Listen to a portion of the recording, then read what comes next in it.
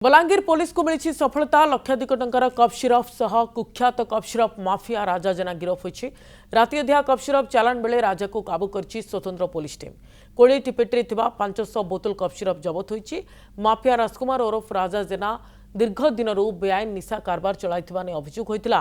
मंगलवार साप्ताहिक बजार निकटरे कप सिरप चालाण पई प्रस्तुति चलाइथिबा बेले राजा को काबू करथिला पुलिस। राजार सहयोगी राजकुमार मेहर फेरार थिबा बलांगीर एसडीपीओ सरोज उपाध्याय सूचना देछंती। जबत कप सिरपर बजार मूल्य 1.5 लाख टंका हेबो बोली टाउन पुलिस सूचना देउछि। निशा माफिया राजा जेना नारे विभिन्न थाना रे मामला रहितबा नै पुलिस सामाजिक सम्मेलन रे सूचना देछि।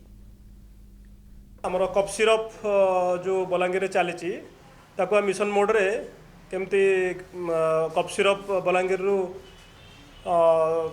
पूरा इराडिकेट करिवु सही मिशन मोड रे हम काम करथुलु। काली हमकु खबर मिलिथिला जे जड़े लोक हाटपदा पड़ार से छकरे किसी कप सिरप नहीं कि से ठिया बोली कड़े ट्रांसपोर्ट करता से खबर पाई आमर टीम स्पेशल स्क्वाड आम इमिडिएट रेड करथिला। आ रेड रे से पिला को आम अप्रेंड करथिलु।